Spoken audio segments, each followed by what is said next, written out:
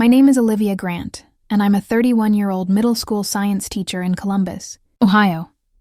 Most nights, I grade lab reports at my kitchen table while my 7-year-old son, Ethan, sleeps a few feet away, the soft hiss of his oxygen machine filling the silence between us. The specialist said the experimental treatment could give him a real chance. $85,000 for a shot at life. I ran the numbers 100 times. Hope had a price and I couldn't afford it. I called every organization I could find. I begged insurance reps who spoke in scripts about policy limits. I filled out medical grant applications until my wrist cramped. I started a crowdfunding page with photos of Ethan before the illness stole his color, his missing front tooth, his paper rocket from last year's science fair. Donations trickled in. $10 here, $50 there, a few notes that said, "Praying for you." After 2 weeks, the total sat at $12,000. It wasn't enough. Not even close. The day I asked my parents for help, I scrubbed my small apartment spotless, as if a clean floor might make my plea more convincing.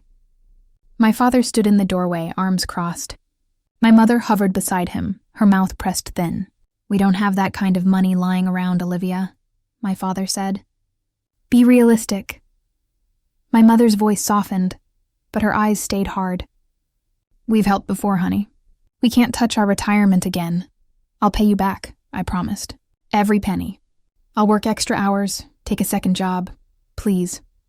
Ethan coughed from the next room, the sound splitting the air like glass. My father shook his head. "You need to explore financing options." After they left, I stood by the window, watching their taillights fade down the street, the quiet pressing in around me. I counted out loud to stay steady. Planets, constellations, anything to hold back the shaking. That night, I pawned my grandmother's ring to cover another round of medicine. I canceled the internet, learned the bus schedule by heart, and whispered to Ethan as he slept, "I'm not done. I promise." I didn't know where the money would come from, only that I would keep fighting. Because a mother's love is the most stubborn force in the universe, and surrender was never an option. The night after my parents left, the apartment felt colder. The hum of Ethan's oxygen machine was the only sound left, steady but fragile, like it could stop at any second. I sat at the kitchen table surrounded by unpaid bills and medical forms that all blurred together into one word: impossible. The next morning, I called my mother. Maybe she'd had time to think. Maybe she'd realize how cruel it sounded to say no to her dying grandson. She picked up after 3 rings. "Mom, please, just listen," I said quickly. "If Dad's worried about money, maybe we can do a partial loan. Or I could sign something legally." She interrupted me, her voice calm but distant. "Olivia, your father and I talked about it again.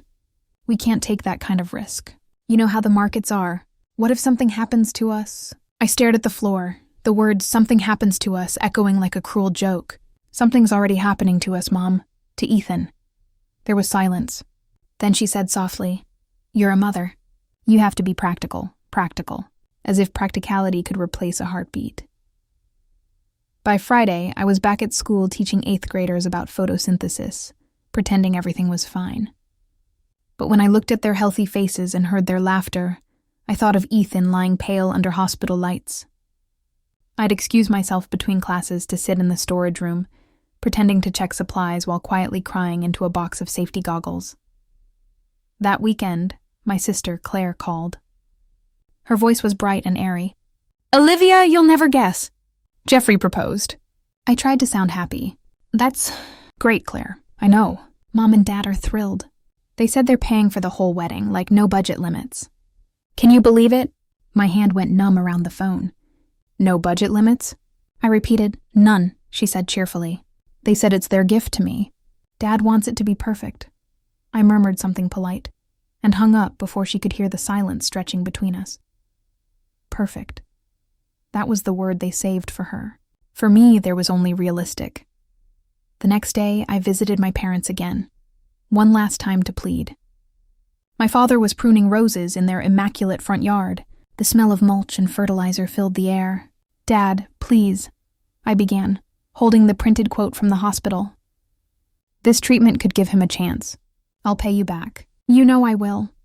He didn't even look up. We're not doing this again, Olivia. It's not just this, it's Ethan's life. He sighed, finally setting down the shears. You're his mother. Handle it. We raised you to be independent, I laughed bitterly. Independent? You raised me to believe family helped each other. Don't twist my words, he said sharply. We've already done our part. 3 surgeries, Olivia. 3. You can't expect us to carry this forever. I'm not asking you to carry it, I whispered, just to help me save him. But his eyes had already gone cold. He walked back into the house, wiping his hands on a towel like he was washing the conversation off his skin. That night, Ethan's monitor beeped erratically. I rushed to his side, adjusted the tubing, whispered his name until the rhythm steadied again. My body trembled as I sat beside him, the dim light painting his small face in pale gold. His eyelashes fluttered, and for a moment, he smiled in his sleep. I should have felt comfort. Instead, I felt rage, sharp and clean. Rage that my parents could spend $230,000 on flowers, photographers, and a designer gown while their grandson's oxygen machine wheezed like a dying engine. Rage that family to them meant celebration, not sacrifice. I looked at Ethan's frail chest rising and falling and made a silent vow. If no one would save him, I would burn through the world trying, because the worst betrayal doesn't come from strangers. It comes from the people who promised they'd never let you fall, and then stood back to watch you hit the ground. And that was the night something in me changed. The daughter they could guilt and dismiss was gone.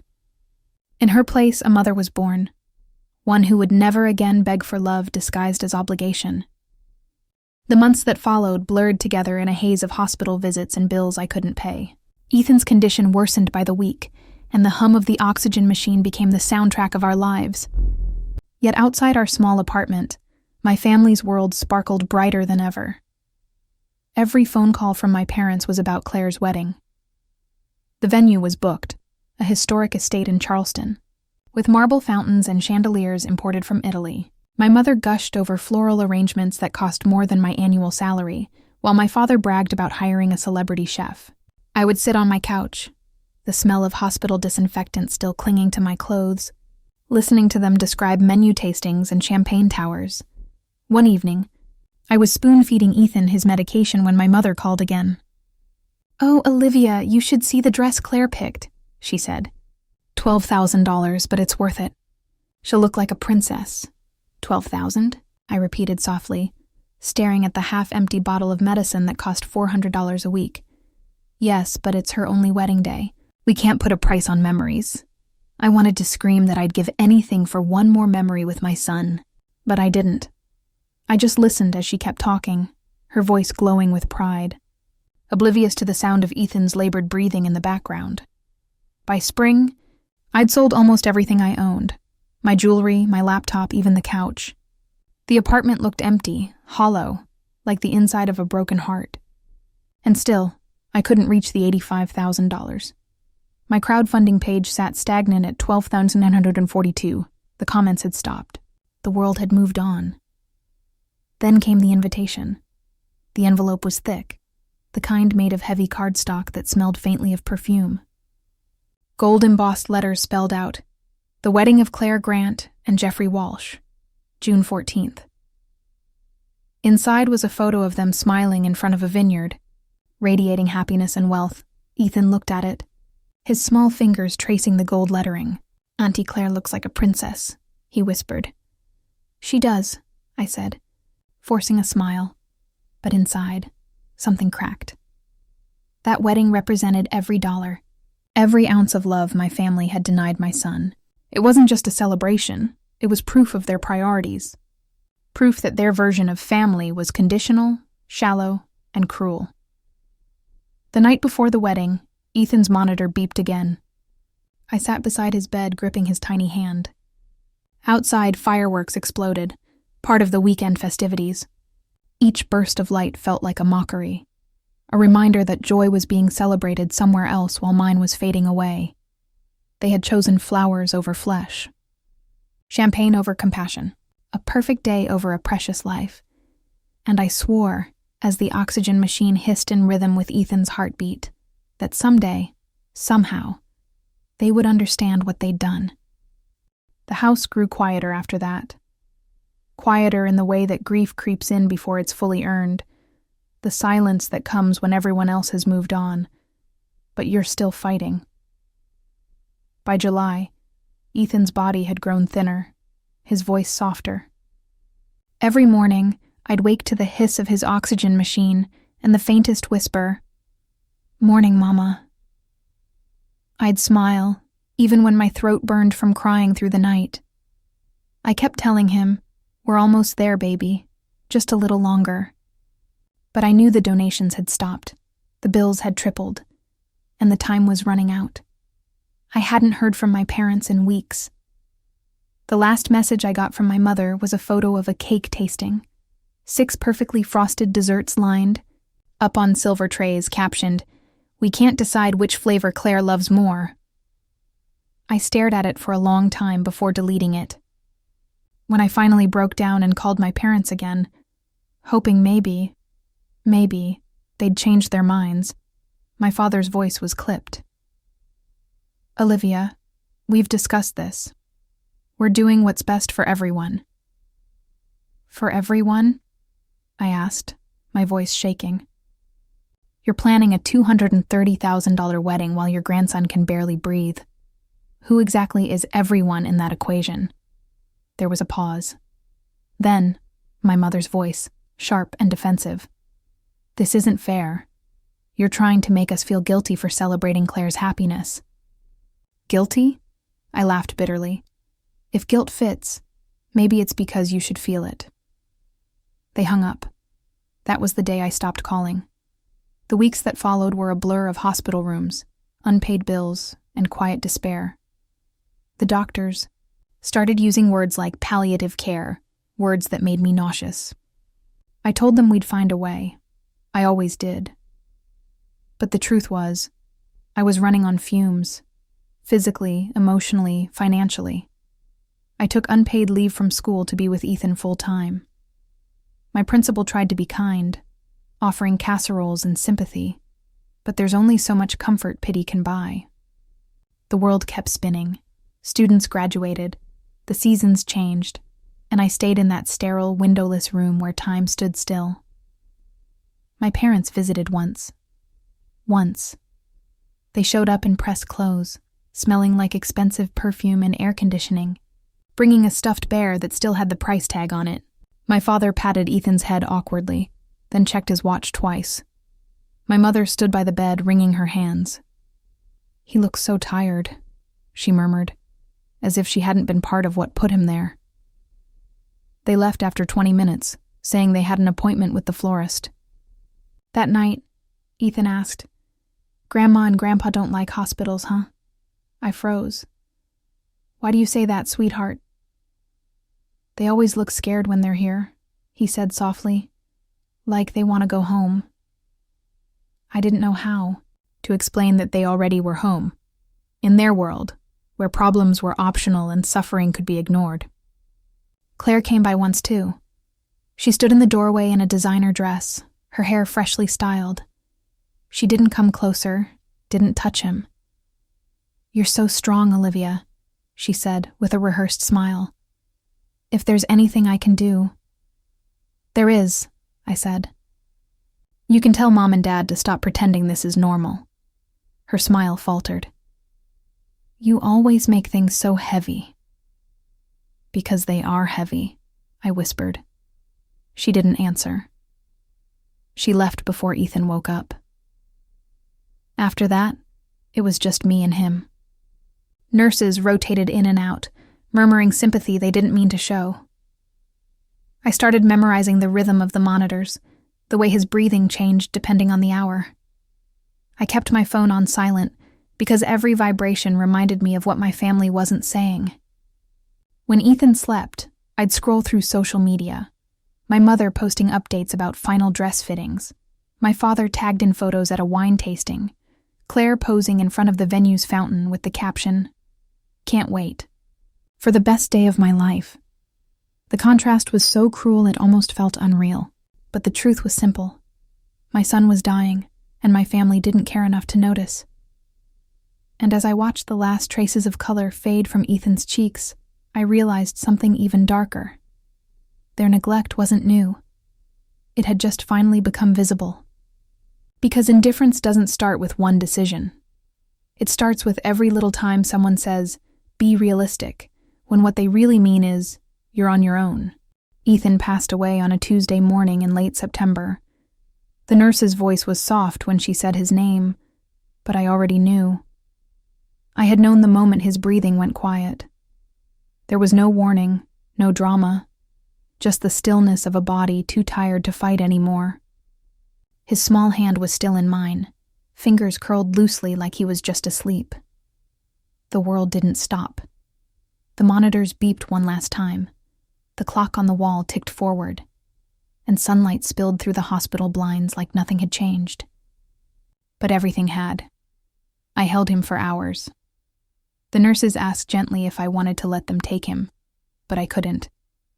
I pressed my cheek to his hair, whispered stories we never got to finish, names of constellations we'd promised to see together, all the words I'd save for later.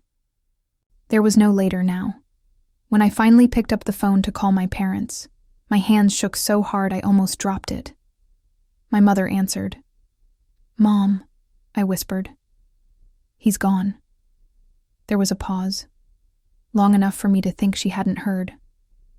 Then she said softly, "Oh no. Oh, Olivia, what terrible timing." Terrible timing. For a second I couldn't even speak. I thought I'd misheard, that she meant something else. But then she continued, "The wedding is this weekend. Claire will be devastated." "Devastated," I repeated, my voice hollow. "My son just died." "I know," she said quickly, "but this is so hard for everyone right now. We're flying out tomorrow for the rehearsal dinner." I ended the call without another word. That night, the hospital gave me a small white bag with Ethan's things. His socks, his toy rocket, a lock of his hair tied with string. I walked home in the rain, the city lights blurring into streaks through my tears. I didn't have a car anymore. I couldn't even afford a cab. The next day, the funeral home called to finalize arrangements. I chose Friday. It felt right. Close enough that I wouldn't have to sit in that apartment with his empty bed for long. But that evening, my mother called again. "Olivia, honey, about the funeral. Could you move it?" "Move it?" I asked, barely believing what I was hearing. "Friday is the rehearsal dinner. We already paid deposits and people are flying in from out of town. Maybe Thursday or next week." For a moment, I couldn't breathe. "You want me to move my son's funeral because it conflicts with cocktail hour?" "Don't be dramatic," she said sharply. "We're just asking you to be reasonable. You know how much work went into this wedding." I hung up. The funeral stayed on Friday. Only 20 people came. A few coworkers, Ethan's favorite nurse, my Aunt Teresa. My parents arrived 45 minutes late, dressed in polished clothes better suited for a party than a burial. They sat in the back row, holding hands like guests at a stranger's ceremony. When it was over, I walked them to the door. "We really have to go," my mother said, air kissing my cheek. "Claire's having a crisis about the seating chart. But it was a lovely service, dear. Very tasteful." Tasteful. They left, and I watched their car pull away until the taillights disappeared into the distance. Then I went back inside, sat on the edge of Ethan's small coffin, and felt the last of my tears dry into something harder, colder. That was the moment my grief turned into resolve. Because losing my son broke me, but their indifference turned that break into steel. They thought love was optional, compassion negotiable. They thought I'd stay quiet forever. But as I sat in that empty chapel, surrounded by wilting flowers and unspoken rage, I made myself a silent promise. They had chosen their perfect wedding over my child's life, and someday they were going to understand what that choice cost. After the funeral, the world became very quiet. I went home to an apartment that felt like a tomb, half-packed boxes of Ethan's toys, the small sneakers by the door I couldn't bring myself to move, The silence was suffocating.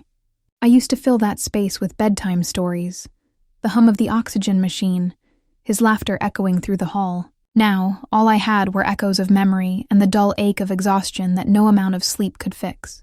For days, I couldn't eat, couldn't think, couldn't breathe without feeling like I was stealing air from the boy who couldn't have enough. My parents never called again. Neither did Claire. Not a word of condolence, no flowers, no presents. Just an empty inbox and a family that had already scrubbed me and Ethan out of their calendar. The following Sunday, while I sat surrounded by sympathy cards and unpaid bills, my phone buzzed. A message from my mother. Wish you were here to share this special day. Claire looks absolutely stunning. Attached was a photo from the wedding. My sister, radiant in her $12,000 gown, surrounded by guests smiling beneath chandeliers and champagne lights. That was the moment something inside me shattered, then solidified. They hadn't just abandoned me. They had erased my son. I threw the phone across the room. It hit the wall, the screen splintering into a spiderweb of cracks. Fitting, I thought, because that's exactly how I felt, fractured beyond repair. But beneath the grief, something else began to stir. It started small, a flicker of rage, a whisper of defiance. Then it grew, spreading through me like wildfire, burning away the guilt that had kept me silent. I realized I had spent years apologizing for needing help, for being the difficult one, for not being Claire. But the truth was, I had carried everyone else's weight until it buried me, and now I was done being buried. A week later, I packed Ethan's things into labeled boxes. Keep, donate, remember. Each item felt like a goodbye, but also like a declaration. This chapter ends with me. I called the hospital billing office and arranged a payment plan, then sold the last piece of jewelry I owned to make rent. I returned to teaching 2 months later, standing in front of my students with eyes that had seen too much and a voice steadier than it had any right to be. But inside, I was no longer the same woman. Every time I saw a parent pick up their child after school, every time I overheard another teacher complain about their family drama, I felt the weight of everything I'd lost and everything I'd survived. By winter, I had learned to live with the ache. I cooked small meals again, watched the snow fall outside my window, even started jogging before sunrise just to feel the cold air bite at my lungs. Pain had become a teacher, not a prison. And with each passing day, a new kind of strength settled in. The kind that doesn't come from hope, but from clarity. My parents had chosen comfort over conscience. Claire had chosen luxury over love. And me? I chose survival. Ethan was gone. But what he left behind wasn't emptiness. It was purpose. He had taught me what it meant to fight without mercy, to love without condition, to stand without fear. And I promised myself that if the world ever gave me another chance to confront the people who had turned their backs on us, I wouldn't whisper. I would make them hear every word they ignored. 4 years passed. Grief doesn't disappear. It just changes shape. At first, it was a storm. Wild, relentless, tearing through everything I was. Then slowly it became something quieter, more deliberate, a tide that came and went, shaping who I was becoming. In those years, I rebuilt myself from the ashes of what they'd destroyed. I moved to a new apartment, smaller but brighter. A place without memories pressed into the walls. I painted it pale blue, Ethan's favorite color, and hung one framed photo of him above my desk. His smile frozen at 6 years old, gap-toothed and fearless. I worked endlessly. Teaching during the day, tutoring on weekends, taking online classes at night. Every dollar mattered. I paid down the medical debt piece by piece, until the stack of bills that once haunted my table became a single, closed folder in my desk drawer. The loneliness lingered, but it no longer frightened me. I filled it with purpose, with students who reminded me of Ethan's curiosity, with long walks through the park where I'd imagine him running beside me, his laughter in the wind. My parents didn't call. Neither did Claire. At first, the silence hurt. But then it became a kind of peace. No more guilt trips. No more be realistic. No more reminders that in their world, love had an expiration date. Occasionally, I'd hear about them through others. My Aunt Teresa would send polite updates in her Christmas cards. Your parents are doing well. Claire's expecting again. They bought a new house. I never replied, but I always read them. Not out of longing, but because I wanted to remember the truth. That life had gone on for them exactly as they'd chosen. By the 3rd year, I had earned my master's degree in educational administration. My principal called me into her office one Friday afternoon, smiling as she handed me a letter. You've earned this, Olivia. You're the new vice principal. For the first time in years, I cried. Not from pain, but from something close to pride. It wasn't just a promotion. It was proof that I had survived them. With each paycheck, I started saving again. A little emergency fund at first, then more. Not for revenge, not yet, but for freedom. For options. For the version of me who might one day stand tall in the same room as those who'd abandoned her. And slowly, I began to smile again. My colleagues called me calm, steady, resilient. They didn't know that resilience was just what's left when you've lost everything and had to build yourself from dust. By year 4, I'd stopped flinching at the sound of wedding music, stopped crying when I saw mothers with their children. The pain was still there. It always would be. But now, it lived beside strength. Not instead of it, and beneath that strength, waiting quietly was something sharper, not hatred, not grief justice. It happened on an ordinary Thursday morning in early spring. The sky over Cincinnati was pale gray, the kind of color that made everything look colder than it was. I had just finished a staff meeting when I saw the email. The subject line read, "Important family matter. Please read." It was from my Aunt Teresa. I almost deleted it. After all, every message that began with family usually ended with disappointment. But something in the tone caught my eye. Olivia, I wouldn't reach out if it weren't serious. Your father lost his job 3 months ago. His company collapsed after a fraud scandal, and their entire retirement savings were in company stock. They've lost almost everything. The house, the savings, even your mother's health insurance. I know things between you aren't good, but they're struggling. Please call me if you can. Love, Aunt Teresa. I stared at the screen, reading the message 3 times. Then, for the first time in years, I felt something I couldn't quite name. Not joy, not satisfaction, but a strange, quiet recognition. Karma. The people who had spent $230,000 on a wedding while my son fought for his life were now begging the universe for a fraction of that amount to survive. Still, I didn't reply. Not yet. Over the next few days, curiosity got the better of me. I searched their names online, scrolling through local news articles. The headlines confirmed everything. Regional manufacturing executive team implicated in financial collapse. My father's name appeared in the list, not criminally charged, but ruined nonetheless. Their house was listed in foreclosure notices. Their country club membership had been suspended. My parents, once so obsessed with appearances, were now reduced to cautionary tales whispered at dinner parties. The universe had finally balanced the scales. But I didn't smile. Because this wasn't about revenge. It was about justice, about consequence. 2 weeks later, my phone rang. My mother's number flashed across the screen. For a moment, I just watched it ring. The name that used to make me flinch now looked meaningless. When the call ended, I didn't feel guilt. Only distance. She called again the next day. Then again. I never answered. But one evening, there was a knock at my door. When I looked through the peephole, I froze. My father, he looked smaller, his shoulders hunched, his face gray and drawn, his once expensive jacket hanging loose on his frame. For a moment, I almost didn't recognize him. I opened the door, but only halfway. Yes, Olivia. His voice cracked on my name. Please, can we talk? About what? He swallowed hard. We need help. There it was. The same plea I had made 4 years earlier, only now the desperation was his.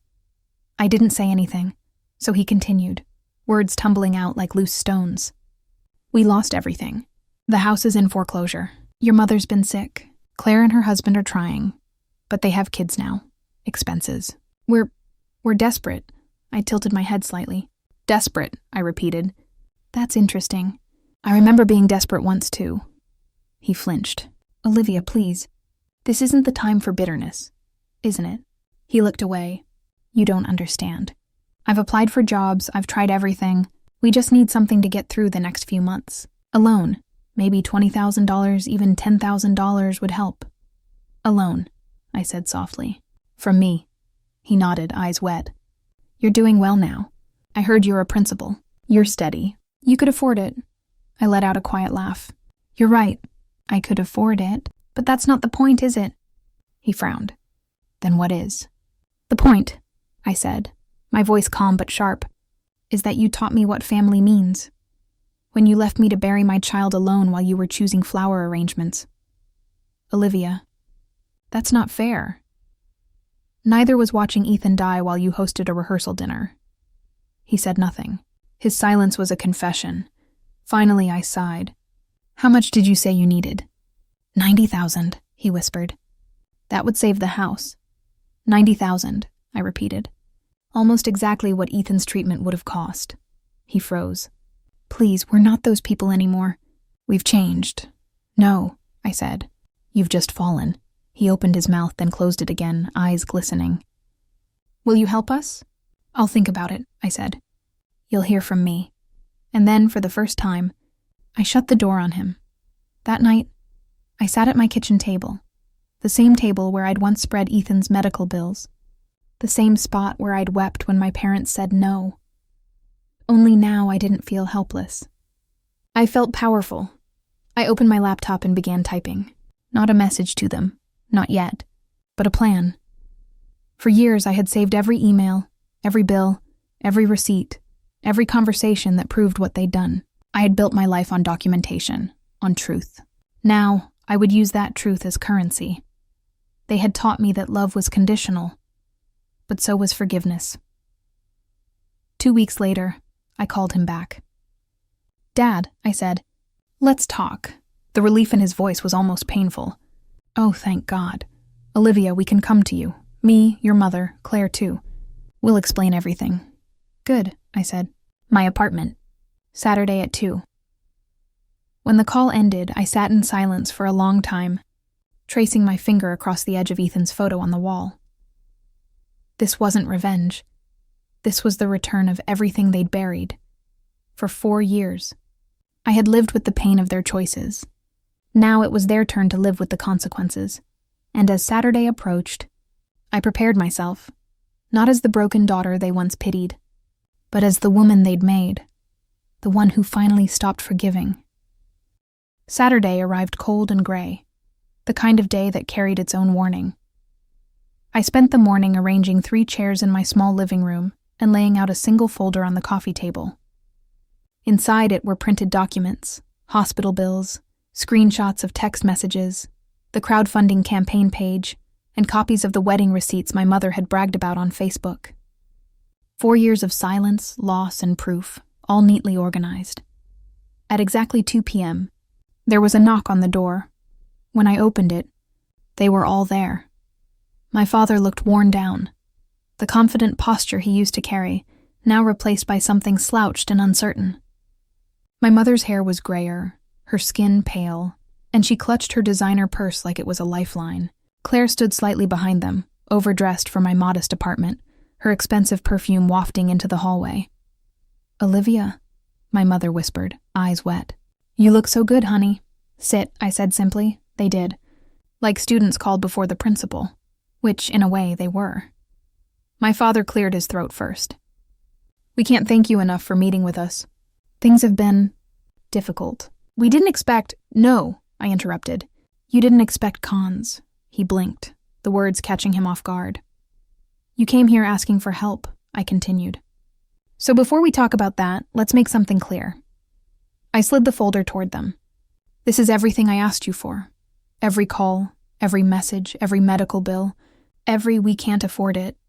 And beside it, I said, tapping the next stack of papers, is everything you spent on Claire's wedding. Claire stiffened. This isn't fair, Olivia. You're dredging up the past. Past? I cut her off. My son is the past, because of you, because of all of you. My mother started crying, covering her face with trembling hands. We know we failed you. We can't undo it. You didn't fail me, I said, my voice low but sharp. You chose not to care. You made a decision. You said no when I begged you to save your grandson's life. And then you spent triple that on imported roses and a champagne tower. The room fell silent except for my mother's quiet sobs. I'm not here for an apology, I said finally. I'm here for acknowledgement. I pulled out a single check from the folder, $90,000 dated that morning. You'll get this, I said, placing it on the table. If you say the truth out loud, that you had the money and you chose not to help. That you picked a wedding over a life. My father's jaw tightened. My mother looked at him, then at me, her voice breaking. We had the money. We could have helped. We didn't. And he died. The words trembled in the air like glass about to shatter. Good, I said quietly. Now take the check. And the paper beside it, sign it. It states that after today you will never contact me again. They hesitated, but desperation won. Pens scratched. When they were done, I stood, walked to the door, and opened it. You can go now, I said. You finally taught me what family means. Conditional love, bought loyalty and silence. I'm just returning the favor. As they left, my father whispered, You'll regret this. I smiled faintly. I already did, 4 years ago, and then I closed the door. This time, when the door clicked shut behind them, the apartment fell silent.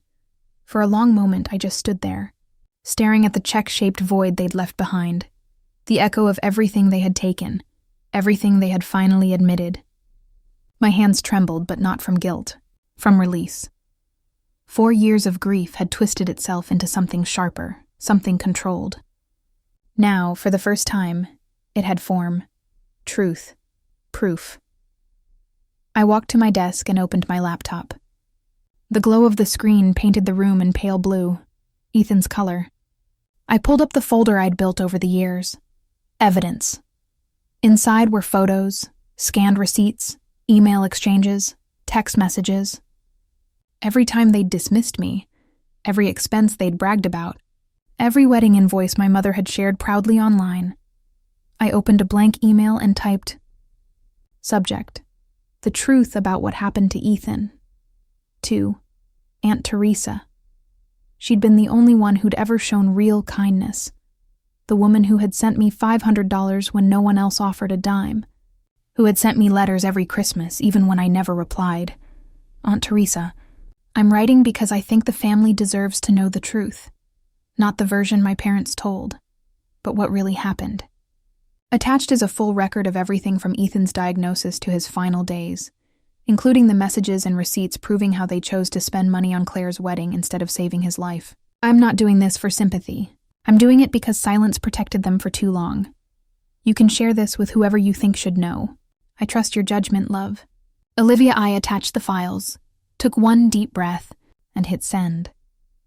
Then I sat back in my chair, exhaling the weight of years I didn't realize I'd still been carrying. By the next morning, my inbox was full. Messages from relatives I hadn't spoken to in years. I had no idea. Olivia, your parents told us you refused their help. I can't believe they did that. Aunt Teresa didn't disappoint. She'd forwarded the email to everyone, cousins, distant uncles, church friends, even neighbors. Within 24 hours, the truth had traveled farther than any lie my parents had ever spun. By Monday, my father's name was the quiet subject of every whisper at their church. His company had already ruined his reputation. Now his community saw the rest of him. The local paper even ran a brief column about the family scandal, written vaguely enough to protect names but clear enough for anyone who knew them to understand. The country club rescinded their membership within a week. Friends stopped calling. The polite smiles in their social circles vanished. And just like that, the empire they'd built on denial crumbled. Not because I screamed, but because I showed the truth. 3 days later, Claire showed up at my door alone. When I saw her through the peephole, I considered not answering. But something in me, curiosity maybe, made me open the door a few inches. She didn't look like the golden sister anymore. Her makeup was streaked, her hair unkempt. "You destroyed them," she said, her voice shaking. "No," I said calmly. "They destroyed themselves. I just turned on the lights." "They're humiliated," she snapped. "Mom hasn't eaten in days. Dad won't leave the house." "Good," I replied. "Maybe now they'll understand how starvation feels, not of food, but of compassion." "You're cruel," I smiled faintly. "You said that 4 years ago when I buried my son alone. But back then, cruelty was ignoring a dying child while shopping for centerpieces." Her lips trembled. "You'll never forgive us, will you?" "Forgive?" I whispered. "Forgiveness is for people who are sorry. You're all just sorry you got caught." She turned away then, tears streaming down her face. I let her go without another word. When the door closed, I leaned against it and breathed deeply. For the first time since Ethan's death, the air felt light. Not clean, but clear. That night, I drove to the cemetery with a single candle and a bouquet of white tulips, his favorite. The grass was still damp with rain, and the marble headstone gleamed under the moonlight. I knelt beside it, brushing away a few fallen leaves. "They finally know," I said softly. "The truth's out, baby. All of it." A breeze stirred, cold but gentle. I closed my eyes. For once I didn't cry. "I did what you taught me," I whispered. "To fight for what's right, even when it hurts." The candle flame flickered but didn't go out. As I stood, I looked up at the stars and felt something shift. Not vengeance. Not victory, but peace. Justice wasn't loud. It didn't roar or burn everything down. It just arrived quietly, like a mother lighting a candle for her son, knowing the darkness would never win again. In the weeks that followed, silence returned, but this time, it wasn't heavy. It was earned.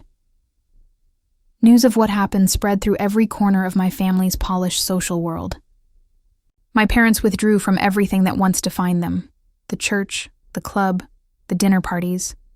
Their phones stopped ringing. Invitations stopped coming. Even the neighbors, who used to wave from manicured driveways, started avoiding eye contact. Aunt Teresa told me that my father barely left the house anymore. My mother, once obsessed with appearances, now covered the windows and ignored the doorbell. Their perfect world had finally mirrored what they'd made me live through: isolation. Claire and her husband moved states away, trying to outrun the whispers. But in every family photo she posted, every smile looked tighter, rehearsed, brittle. I didn't comment. I didn't need to. They had wanted a picture-perfect life, and I had given them the perfect frame: truth. Meanwhile, my life grew quieter, steadier. I kept working at the school, mentoring students, guiding kids who reminded me of Ethan, the curious ones, the gentle ones. I started a small scholarship in his name, the Ethan Grant Foundation for Children in Crisis. Just $2,000 a year, but enough to mean something. Enough to help one mother breathe a little easier than I ever could. Sometimes at night, I'd still dream of him. Not the hospital version, not the frail boy tethered to machines, but the way he was before it all. Running through leaves, laughing, sunlight tangled in his hair. In those dreams he was free, and when I woke, I finally was too. One evening, I received an email from my mother. Short, hesitant, unsigned. We lost everything. But maybe that's what we deserved. I hope one day you find peace, even if it's not with us. I didn't reply, because peace wasn't something they could give me. It was something I had built, out of pain, out of truth, out of a love that survived everything they couldn't. I turned off the light, whispering to the quiet room. We're okay now, Ethan, and for the first time in years, I truly meant it. Olivia's story isn't just about loss, it's about awakening. About what happens when love and loyalty collide with truth, and how pain can forge someone into something unbreakable. For years, she believed that family meant sacrifice, that love meant endurance, and that silence was strength. But when her parents chose luxury over life, when they left her to bury her child while planning a wedding, that illusion shattered. Through her suffering, Olivia discovered what real strength looks like. It isn't obedience or forgiveness at any cost.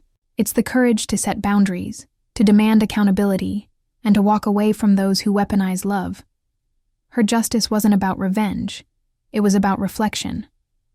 She didn't destroy her parents' lives. She simply handed them the mirror they'd refused to look into. And in doing so, she reclaimed her power, her dignity, and her peace. The world around her didn't reward her resilience with applause. It gave her something better. Freedom. Freedom from guilt, from obligation, from the emotional debt she'd been paying her entire life.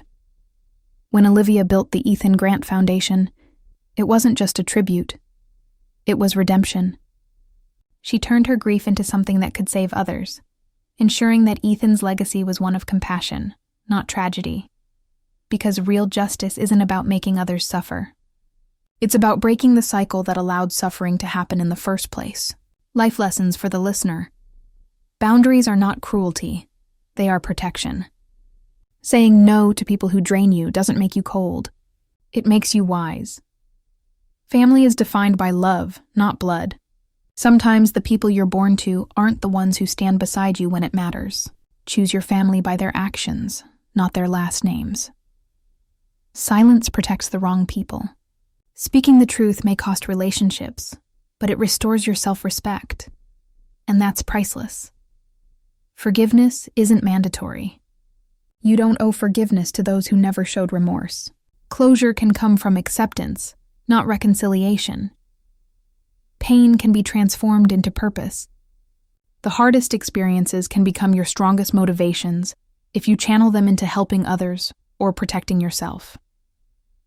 Justice doesn't always roar.